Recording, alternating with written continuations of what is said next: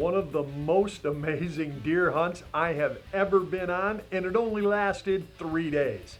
Next on the Journal. Hi, friends, and welcome. On today's program, as promised, we're headed back down to Fredonia, Kansas, back down to hunt with our good friend Ed Barton at B&C Kansas Hunts. Now, by we, I mean Tom Dewey and I, and if you're a frequent flyer, well, then you probably saw last week's show where we shared with you the first couple of days of our 3-day trip there. You saw our man Bill come down for a 2-day hunt and actually tag out on the first day on a dandy buck. And yes, those were a couple of really good days of deer hunting. But friends, like they say, on the last day, well, I have to tell you, it was one of the craziest, the most action-filled, unbelievable days at a deer stand I have ever been a part of. Hey, I'm your host, Kyle Randall. This is my Wilderness Journal, and we're going back to Kansas right now. That last morning, as the light gathered, I was just standing there watching the ducks, like every other morning, but Tom was watching something else. Up on the hillside, there were deer moving. It was still early, but you could see 'em moving down through the timber. Hopefully, they would work their way down to us and Tom would finally get a chance to take a run at one of the big bucks we were seeing. And who knows, if he actually got one, well then I might actually get a chance to hunt before our last day was over. And speaking of over, my duck watching was over when Tom whispered and a kind of a strange-looking buck was coming down the hill at us. He had high, arching antlers, pretty good-sized bases. He looked like a 2-year-old deer. And then as he came closer, I realized his muzzle was really gray and his bases were quite heavy. This actually might be an old buck on his way down. And speaking of an old buck, coming down the hill after him,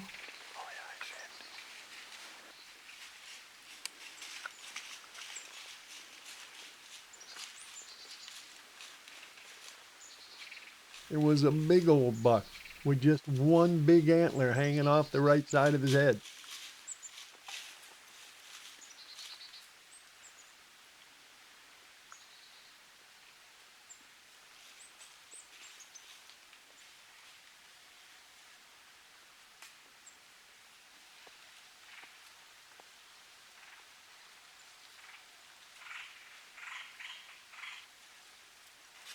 He came down and pushed that caribou-looking buck off the feed and then just stood there.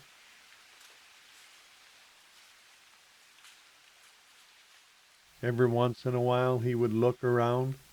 He even looked our way, but fortunately, he hadn't picked us out. At least not yet. He did nibble a little at some feed. Again, perfectly legal in Kansas. And in that moment, I remember thinking to myself, this is the only mature buck that we've seen that even tried to stop and eat it all.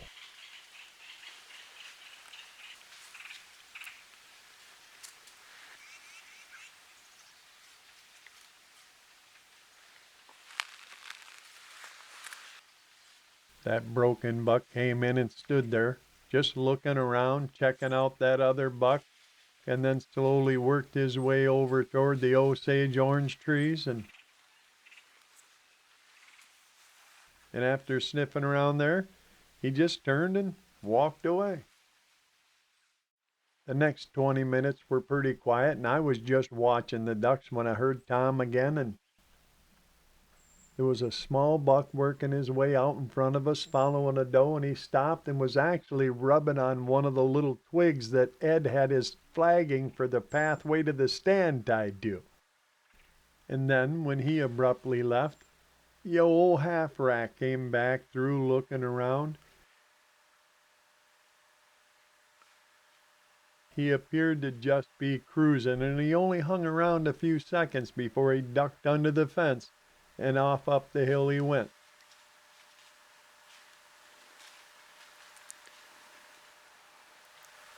was on him. 2 horns. He has 2 antlers. Just one shorter than the other.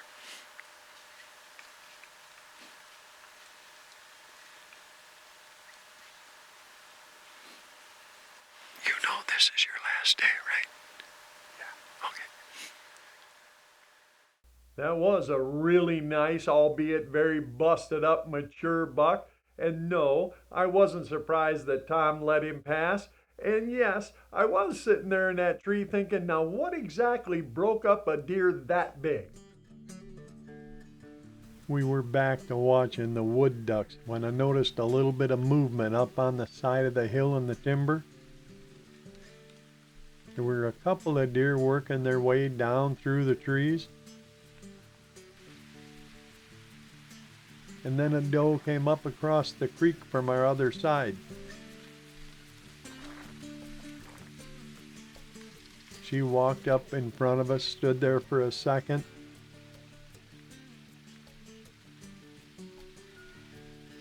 and then abruptly turned around and left. We started looking, and the reason she left was coming down the hill.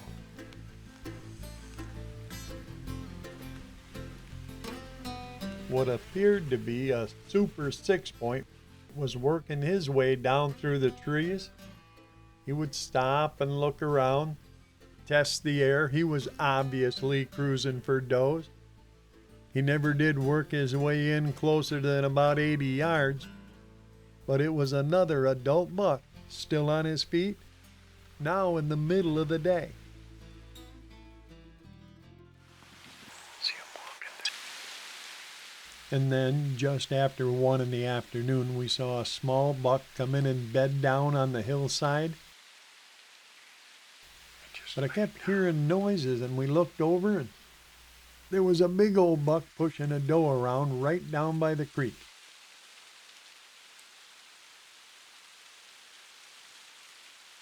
This was another dandy buck. Appeared to be a real massive 10-point.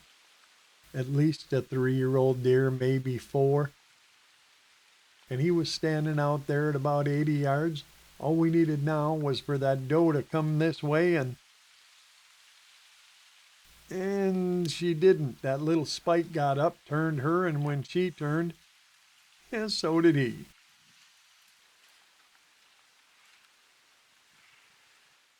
That 10-point had some serious mass, and he actually passed just to the west of us twice at less than 60 yards.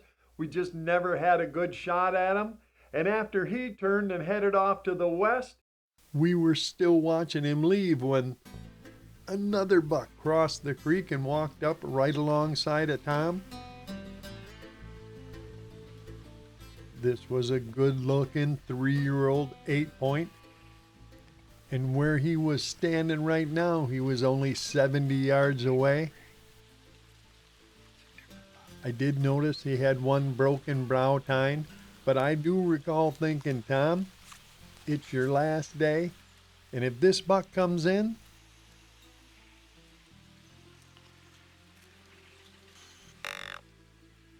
it was about then that I decided, I'm going to try a little grunting. This guy's all alone. I'm sure he heard the other deer running around. So maybe if I sweet talk him just a little,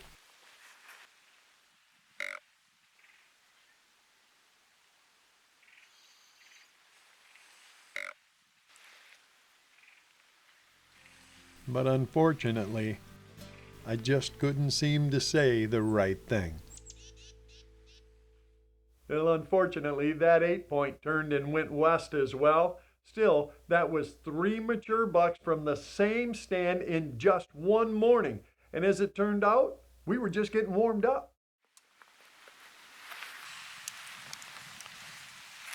Got a doe coming down the hill.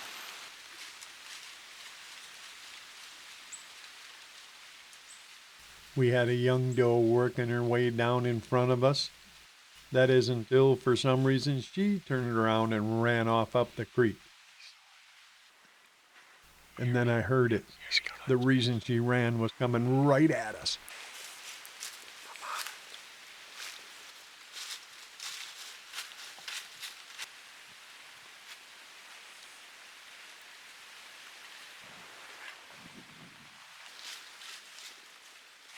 An awesome buck had walked right up to our tree. I mean, 2 feet away, right beneath me. Unfortunately, I could see Tom over there struggling, trying to find some way to get the crossbow around and get a shot. I couldn't tell you how long he'd already been standing there, but I do recall it felt like a week. I kept whispering to Tom, I'm on him, I'm ready, but he just couldn't seem to find the shot.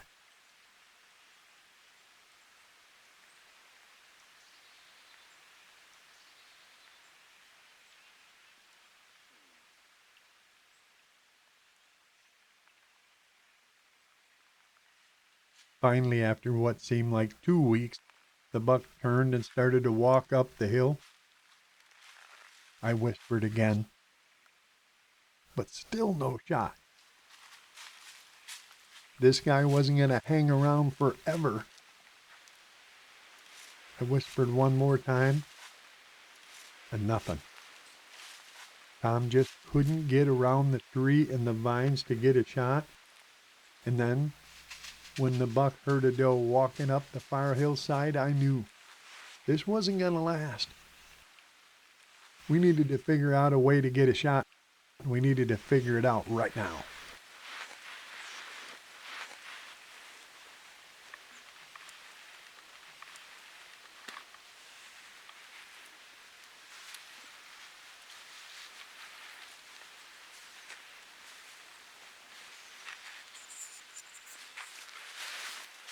Finally, the buck started moving away, and Tom handed me the crossbow. But by the time I got a hold of it and got it pointed out at him, the only shot I had was right at the back of his head. All I could do was just sit there like Tom had. He'd been right underneath me for what seemed like forever. But now he was just walking on up the hill.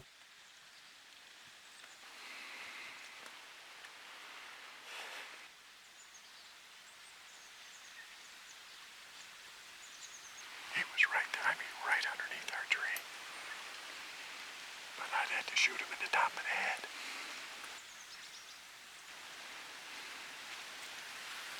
It's a really nice buck, though. Really nice buck. And for those of you at home, yes, I have a tag too.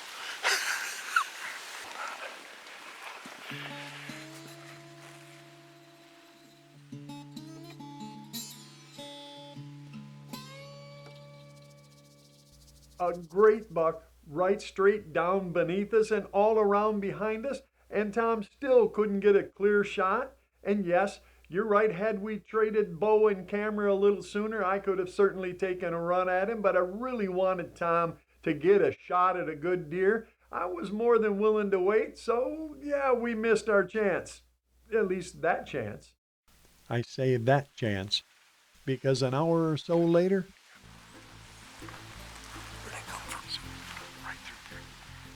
there was a doe running down into the creek bed behind us with that same buck hot on her heels.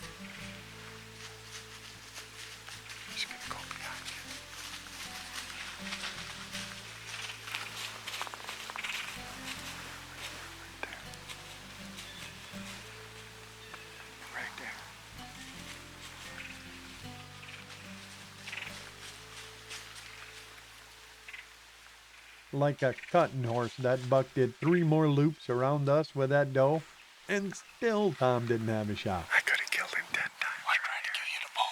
No, I knew she was trying. She kept trying to come across the creek. He kept cutting her off. She tried 3 times to cross that creek, and he cut her off all 3 times. So I asked her, oh, what side you at? And I remember He cut her back, and I thought, well, you get him right there. Well, that's twice he's come right to your tree. it's twice he's where he wasn't supposed to be. Just don't have a shot over that way. That's all there is to it. Yeah, he was right there behind us again. The same great deer. He was all over the place behind me. In fact, there were a lot of deer that were showing up behind me, right underneath me, all over the place. But Tom just didn't have a clean shot on that side of the tree, so yeah, it occurred to me it was time to make a choice. I asked Tom, do you want to trade places? You want to get up in my stand? And he decided we should do that. And friends, just as we were getting done moving, as I was hanging equipment, some movement caught my eye, and there was a giant buck coming right down behind us.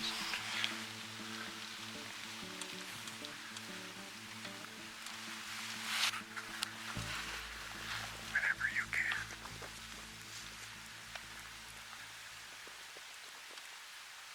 I'm on him.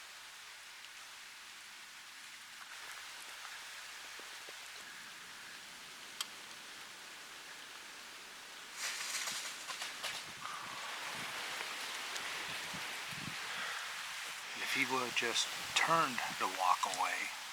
Instead of spinning. Instead of spinning and Yep. running, but that's the way it goes. But That was a huge buck. that was close. Just needed him to turn one way. Yeah. It's on him one way or the other. well, changing places certainly seemed to have worked. That buck came charging in. We had barely got moved. Unfortunately, though, as you saw, Tom was waiting for that buck to turn sideways one way or the other. He was right there, 15 yards. But when he spun and took off after whatever it was he saw, yeah, Tom never did get his shot. And to make matters worse, it was our last day. We were running out of time. Our hunt would soon be over. But not just yet. Believe it or not, just before sunset, yet another great buck was working his way down off the hillside, and he was actually coming in the right direction.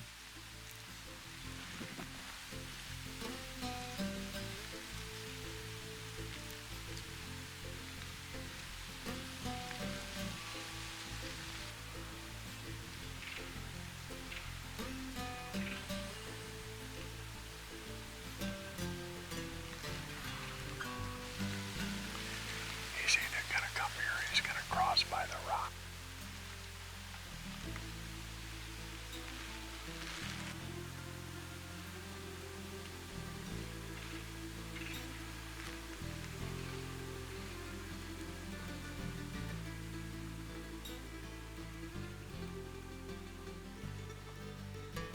This was definitely another shooter, a mature buck, and to have another deer like this coming at us, especially on a day we'd already seen so many.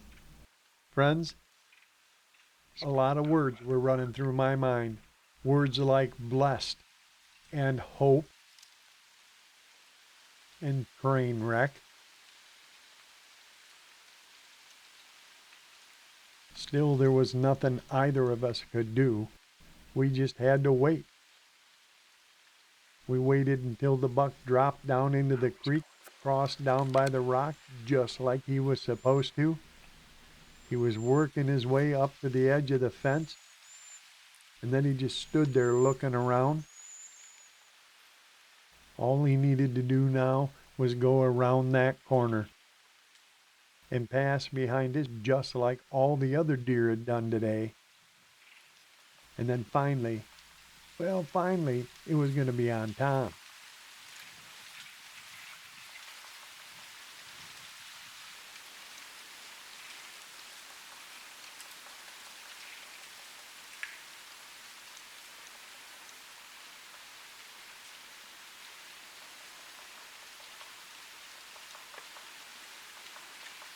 That buck stood there looking around for the longest time, and then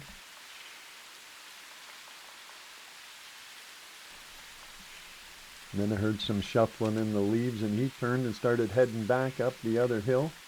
Another buck, a smaller buck, was coming down. That big boy made a left and started following him right toward Tom. If that buck followed the younger buck through, finally, and then for whatever reason, he made another left turn and walked back out to the fence. He jumped the fence, stood there in front of me for just a second or two, and then jumped back out. And then just walked away up the hill. I couldn't believe it. I just ran over there and get a drink. He'll come right back. Yeah, so what do you think? Maybe we should switch stands? Yeah. Yeah, good idea. I don't know. Maybe you'll have to skip Thanksgiving. I don't know. I might have to. Call Tina. Tina. She won't be mad. Much. Figure, okay, one less plate I gotta set. That's right. Fewer dishes. Well, we'll get quiet. Maybe we'll get another chance. There's certainly deer enough here.